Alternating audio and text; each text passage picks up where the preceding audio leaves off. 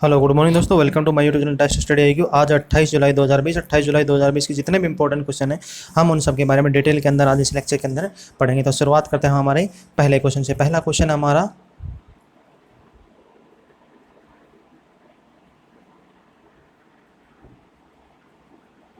World nature conversation conservation day क्या है। जो हमारा नेचर है, क्या है, जो हमारा नेचर है उसको क्या करना है, नेचर जो प्रकृति है हमारी, क्या है, जो प्रकृति है हमारी उसका क्या करना है, संरक्षण करना है। क्या करना है, संरक्षण करना है। तो इसके उपलक्ष्य में यानी प्रकृति को संरक्षण करने के लिए जो उपलक्ष्य में जो दिवस मनाया जाता है उसको क्या बोलते हैं, वर्ल्ड यानी विश्व प्रकृति संरक्षण दिवस। विश्व प्रकृति संरक्षण दिवस तो उसको कब मनाया जाता है, प्रत्येक वर्ष की 28 जुलाई यानी आज ही के दिन पे क्या मनाता है, प्रत्येक वर्ष 28 जुलाई को कहता है इस दिवस को मनाया जाता है। और इस दिवस को मनाता है यूनाइटेड नेशन मनाता है। क्या था, यूनाइटेड नेशन इसको मनाता है, इसको इस दिवस को मनाता है। इस दिवस को क्यों मनाया जाता है, क्योंकि जो हमारी जो प्रकृति है, क्या है, जो हमारी प्रकृति है उस पर्यावरण है उसको क्या करना है, अगली पीढ़ी के लिए संरक्षण करना है। यानी अगली पीढ़ी के लिए जो उपयोग में आ सके उसका दोहन, जिस प्रकार से हम आज के टाइम में क्या कर रहे हैं, इसका दोहन कर रहे हैं, उनको क्या करना है हमको इसी तरीके से उपयोग करते हुए। तो आने वाले 50 से 60 सालों के अंदर क्या होगा, प्रकृति के जो भी प्राकृतिक सोर्स है वो क्या हो जाएंगे, खत्म हो जाएंगे और आने वाली पीढ़ी के लिए क्या करेंगे, उनकी अवेलेबिलिटी नहीं हो पाएगी। तो इसलिए क्या करना है, इस प्रकृति के जो भी संसाधन है, यानी प्रकृति के जो भी प्राकृतिक संसाधन उनका करना है, बचाना है, सही तरीके से उनका उपयोग करना है और उनका वेस्टेज ना हो, क्या हो, वो कहीं भी तरीके से क्या हो, वेस्टेज यानी गलत तरीके से जो इस्तेमाल होते हैं, उपयोग करते हैं, वो नहीं हो। उनका दोहन एक लिमिट के अंदर हो और उपयोगिता के अनुसार क्या हो, उसका दोहन होना चाहिए, जिससे क्या होगा, आने वाली पीढ़ी के भी लिए क्या करते हैं वो बेनिफिट आए और काम भी आए। साथ के अंदर जो पर्यावरण संरक्षण है, क्या है, पर्यावरण संरक्षण है, उनको क्या करना है, जो पेड़ पौधे हैं, जो लुप्त प्राय होने वाले पेड़ पौधे हैं उनको बचाना, उनका संरक्षण करना, वन है उनको बचा के रखना, पेड़ पौधे लगाना। साथ के अंदर जो स्पेसीज हैं, पर्यावरण संरक्षण के जो स्पेसीज हैं, जानवर हैं, उनको क्या करना है, उनकी जो स्पेसीज विलुप्त प्रजातियां उनको क्या करना है, एक विलुप्त प्रजातियां होने वाली उनको बचा के रखना और उनकी जो आबादी वो भी बढ़ाते हुए रखना। तो जैसे क्या है, वर्ल्ड नेचर कंजर्वेशन डे के उपलक्ष्य में प्रत्येक वर्ष 28 जुलाई को कहता है इस दिवस को मनाया जाता है। संयुक्त राष्ट्र संघ, क्या है, संयुक्त राष्ट्र संघ यूनाइटेड नेशन इसको क्या कहता है, प्रत्येक वर्ष 28 जुलाई को आज के दिन इसको क्या कहता है, मनाता है। Next question, central reserve police force foundation day यानी सीआरपीएफ का गठन, यानी सीआरपीएफ का एस्टेब्लिश कब हुआ था। तो सीआरपीएफ एस्टेब्लिश कब हुआ था, 27 जुलाई 1939 को, 27 जुलाई 1939 को सीआरपीएफ यानी सेंट्रल रिजर्व पुलिस फोर्स का गठन हुआ था। उसके बाद में इसी दिन पे क्या करना है, 27 अगस्त नहीं भाई, 27 जुलाई को क्या करना है, 27 जुलाई को प्रत्येक वर्ष की जो 27 जुलाई है उसको क्या कहता है, यह दिवस मनाया जाता है। 27 जुलाई 1939 को उसका गठन हुआ था सीआरपीएफ का और इसमें 27 जुलाई को प्रत्येक वर्ष में क्या कहता है, इस दिवस को मनाया जाता है। इसके अलावा सीआरपीएफ के जो डायरेक्टर जनरल है, क्या है, डायरेक्टर जनरल है वो कौन है, तो डायरेक्टर जनरल है एपी माहेश्वरी। क्या है, एपी माहेश्वरी, क्या है, एपी माहेश्वरी क्या है, डायरेक्टर जनरल है। और इसका जो सीआरपीएफ का हेड क्वार्टर है, क्या है, जो हेड क्वार्टर है वो क्या पे है, दिल्ली है। जो भी इंडियन आर्मी से रिलेटेड जितने भी हेड क्वार्टर है वो सब क्या है, दिल्ली के अंदर ही, मैक्सिमम क्या है, दिल्ली के अंदर है। ऐसा नहीं भी जैसे उत्तरी कमान हो गया, वायुसेना का हो गया, इसके अलावा थल सेना का हो गया, तो क्या है, उत्तरी कमान हो गया, दक्षिण कमान हो गया, तो ये सब क्या है, पूर्वी कमान हो गया, तो क्या है, उनका क्वार्टर अलग अलग है। बट मेन जो हेड क्वार्टर मैक्सिमम क्या है सभी का, नई दिल्ली के अंदर, यानी देश की जो राजधानी है वहीं पे क्या इनका हेड क्वार्टर है। नेक्स्ट क्वेश्चन, किस देश ने दक्षिण चीन सागर में संयुक्त राष्ट्र के लिए औपचारिक घोषणा में चीन के क्षेत्रीय और समुद्री दावों का कर दिया भी, खारिज कर दिया। जो दक्षिण चीन सागर यानी चीन के अंदर, चीन के साइड के अंदर, जो दक्षिण के अंदर जो चीन सागर, जहाँ पे वियतनाम भी अपना आधिपत्य दिखाता, अपना आधिपत्य बताता है और चीन क्या करता है उसके अंदर प्राकृतिक रूप से क्या कर रहा है, प्राकृतिक कृत्रिम रूप से क्या बना रहा है, वो वहाँ पे द्वीप बना रहा है। कहाँ है, द्वीप बना रहा है, क्योंकि वो जो मिट्टी है क्या करना है, उसको इकट्ठा करते हुए क्या करना है, द्वीप यानी आइलैंड वहाँ पे क्रिएट कर रहा है। तभी किस देश ने कहा है, अभी ऑस्ट्रेलिया ने कहा है कि जो दक्षिण चीन सागर है उसके ऊपर चाइना का पूर्ण आधिपत्य नहीं है, ना ही उसके पास में कोई डॉक्यूमेंट है, ना ही उसके पास कोई घोषणा है और ना ही कोई उसके पास में कानूनी अधिकार नहीं है कि वह दक्षिण चीन सागर के ऊपर अपना क्या आधिपत्य जताए। तो अभी ऑस्ट्रेलिया ने यह घोषणा की, अभी तक जो चाइना की तरफ से कोई प्रतिक्रिया नहीं आई कि भाई चाइना किस प्रकार से इसको क्या कर रहा है, डेलीगेट यानी किस प्रकार से इसको हैंडल करता है। इसके अलावा चाइना ने अभी जो ऑस्ट्रेलिया के ऊपर जो इम्पोर्ट कर रहे थे उसके ऊपर 90% क्या लगा दिया है, जो कस्टम ड्यूटी थी, क्या थी, जो कस्टम ड्यूटी थी यानी जो टैक्स था वो बढ़ा दिया था। नेक्स्ट क्वेश्चन, देश का एकमात्र राज्य कौन सा है जिसमें प्रत्येक दिन 1 लाख से अधिक कोरोना वायरस की क्या हो रही है, जांच हो रही है। तो देश में अंदर एकमात्र ऐसा राज्य कौन सा है जिसके अंदर प्रतिदिन एक दिन में क्या हो रहा है, 1 लाख लोगों की क्या कर रही है, वो वहां पे कोरोना वायरस की क्या कर रहा है, जांच कर रहे हैं। तो यह कौन सा है, हमारा उत्तर प्रदेश राज्य सरकार, योगी आदित्यनाथ जहाँ के मुख्यमंत्री हैं उनकी सरकार ने क्या कर दिया है, प्रतिदिन 1 लाख लोगों की कर रही है वो जांच कर रही हो रही है। देश का पहला राज्य बना है जो प्रतिदिन 1 लाख लोगों की कर रहा है, जांच कर रहा है। इसके अलावा जनसंख्या भी कहाँ पे इनकी सबसे ज़्यादा है राज्य देश के अंदर, साथ के अंदर जो पेशेंट कोरोना पेशेंट है वो भी क्या हो रहे हैं, देखते हुए जनसंख्या को देखते हुए क्या है, उनका पे कम है, क्योंकि यहाँ पे शीर्ष नंबर पे आना चाहिए, पर शीर्ष नंबर पे क्या है, दिल्ली है, महाराष्ट्र है, तो क्या है ये शीर्ष राज्य, बट उत्तर प्रदेश है वो शीर्ष राज्य के अंदर नहीं है, वो तीसरे या चौथे नंबर पर है। क्योंकि दिल्ली के जो आंकड़े हैं वो क्या होता है, चेंजेस होते रहते हैं, इसलिए क्या होता है, फिक्स अपन स्टेज नहीं बता सकते उनकी। नेक्स्ट क्वेश्चन, भारतीय राष्ट्रीय राजमार्ग प्राधिकरण national highway authority of India ने अयोध्या में राम मंदिर के लिए सिविल वर्क और सौंदर्यीकरण के लिए कितने करोड़ रुपए की क्या दी है, मंजूरी दे दी है। अभी जो NHAI है, नहीं नाही जिसको बोलते हैं अपन, national highway authority of India, उसने क्या कर दिया, 5 अगस्त को क्या करना है, जो भूमि पूजन होने वाला है श्री राम मंदिर जन्मभूमि का, जो भूमि पूजन होने वाला उनसे पहले जो सिविल वर्क और सौंदर्यीकरण के लिए है, तो इसमें क्या कराया है, जो नाही ने 55 करोड़ यानी 55 करोड़ के क्या कहें टेंडर यानी रुपए मंजूर किया। 55 करोड़ के अंदर भी कितने गए हैं, 2 टेंडर है गए, फर्स्ट टेंडर अलग है, सेकंड टेंडर अलग है। फर्स्ट टेंडर के अंदर 40 करोड़ रुपए का है और सेकंड टेंडर क्या है, 15 करोड़ रुपए का। अब इसके अंदर जो इंजीनियरिंग सेक्टर है उसके अंदर 40 करोड़ का है, और इसके साथ में जो खरीद है यानी जो इंजीनियरिंग सेक्टर है उसके अंदर जो डिटेल्स वगैरह है, किसी प्रकार से क्या करना है, सौंदर्यीकरण करना है, उसके अलावा सिविल कार्य है, जो सजावट है वो सब करना है 40 करोड़ में, और 15 करोड़ का क्या करना है, वहाँ पे जैसे उसका निर्माण करना है, उनको लगाना है, एस्टेब्लिश करना है, या खरीदना है कहीं बाहर से कोई सामान है तो उसके लिए करना है 15 करोड़ का क्या है, इन्होंने सूचना दी है। यानी जो टेंडर देगा यानी 55 करोड़ रुपए वो क्या करेगा, NHAI है वो नाई वो सौंदर्य प्रसाधन और उनका क्या करेगा, खर्च करेगा। नेक्स्ट क्वेश्चन, हाल ही में किस देश ने अपने यहाँ कोरोना वायरस की जांच निःशुल्क करने की निर्णय लिया है। विश्व का पहला देश बना है जो अपने यहाँ पे क्या करना है, कोरोना वायरस की जांच है वो क्या करेगा, निःशुल्क करेगा। तो अभी कौन सा देश ने क्या है, ये फ्रांस राज्य है, क्या है, फ्रांस देश, राज्य नहीं, फ्रांस देश के जो चिकित्सा मंत्री हैं, स्वास्थ्य मंत्री हैं, कौन है, ओलिवियर वेरेन, क्या है, ओलिवियर वेरेन। ओलिवियर वेरेन ने क्या किया है, अभी घोषणा की है कि देश के अंदर किसी भी व्यक्ति को कोई भी कोरोना वायरस की यदि जांच करवा रहा है, कोरोना वायरस पेशेंट है, उसको बिगर डॉक्टर की कोई डॉक्टर का नहीं, बिना डॉक्टर के प्रिस्क्रिप्शन डिटेल्स के वगैरह अपनी जांच करवा सकता है, और डॉक्टर वगैरह हॉस्पिटलिटी है उसमें कोई उनका चार्जेज नहीं देना पड़ेगा, कोई चार्ज वहाँ पे जमा नहीं करवाना, निःशुल्क अपनी जाँच होगी और निःशुल्क वहाँ पे क्या होगा, ट्रीटमेंट होगा। नेक्स्ट क्वेश्चन, राफेल लड़ाकू विमान के ऊपर स्थापित करने वाली हैमर मिसाइल किस देश से खरीदी जा रही है, कौन से राज्य को खेलो इंडिया गेम्स, ये थोड़ा क्वेश्चन गलत हो गया भाई, देखो ये कल वाला क्वेश्चन ही अटैचमेंट हो गया, तो ये तो कल वाला क्वेश्चन था। तो हैमर मिसाइल कहाँ पर खरीदी जाती थी, ये फ्रांस से खरीदी जा रही थी। देखो थोड़ा क्वेश्चन गलत हो गया है, तो यहाँ पे जो क्वेश्चन है वो देखो, यहाँ पे क्वेश्चन अपना ये नहीं आएगा, ये राफेल विमान वाला है, ये क्वेश्चन नहीं है। यहाँ तक जो क्वेश्चन है वो ये है,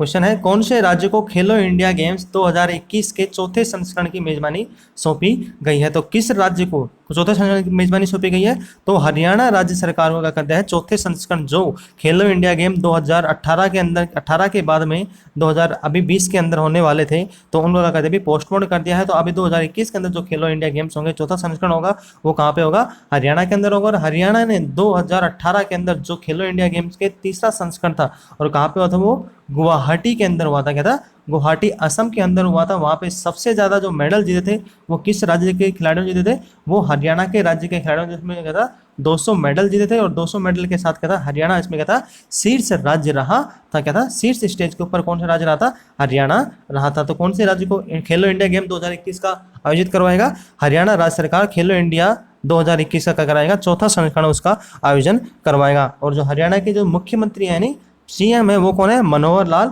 खट्टर है। क्या कौन है, मनोहर लाल खट्टर है। एम खट्टर जिनको बोलते हैं, एम खट्टर भी बोलते हैं, मनोहर लाल, एम एल खट्टर भी बोलते हैं, और एम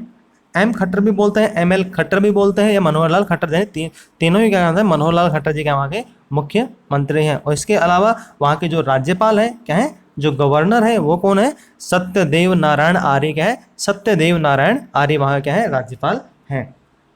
क्वेश्चन नंबर 8, हाल ही में भारतीय सरकार ने किस देश को 10 ब्रॉड गेज डीजल इंजन देने का कर दिया, अभी हरी झंडी दे दी है। तो इंडियन गवर्नमेंट उसने क्या कर दिया, अपने जो पड़ोसी देश है क्या है, भारत का जो पड़ोसी देश है बांग्लादेश, उसको क्या कर दिया, 10 ब्रॉड गेज क्या है, डीजल इंजन दे दिए हैं, यानी भेज भी दिए हैं 10 डीजल इंजन। अब इनकी जो स्पीड है, यानी ये डीजल इंजन है, इनकी स्पीड कितनी रहेगी, 120 किलोमीटर पर आवर इनकी क्या रहेगी, स्पीड रहेगी, क्या रहेगी, 120 किलोमीटर पर आवर क्या रहेगी, स्पीड रहेगी। साथ के अंदर इनके जो हॉर्स पावर है वो कितना है, 3300 हॉर्स पावर, क्या है, 3300 हॉर्स पावर एचपी के क्या है, इनका इंजन की है। इसके साथ में इनकी जो आयु अवधि है क्या है, जो इनकी आयु अवधि है वो कितनी है, 28 वर्ष इनकी क्या है, आयु अवधि है, क्या है, 28 वर्ष इनकी आयु अवधि है। 120 किलोमीटर प्रति घंटा की रफ्तार रहेगी, किलोमीटर प्रति घंटा रफ्तार रहेगी। 3300 हॉर्स पावर का इनकी क्षमता है। इनको जो भेजा है वो किन्होंने भेजा है, हमारे जो रेल मंत्री हैं पीयूष गोयल जी, क्या है, रेल मंत्री पीयूष गोयल जी, और विदेश मंत्री क्या है, एस जयशंकर प्रसाद ने क्या कर दिया है, जो